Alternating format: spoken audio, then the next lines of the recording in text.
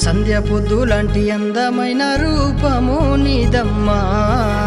గనగన మోగేటి గుడి గంటలోలే నీ చెవుల కమ్మలమ్మా సంధ్య పొద్దు లాంటి అందమైన రూపము నీదమ్మా గనగన మోగేటి గుడి గంటలోలే నీ చెవుల కమ్మలమ్మా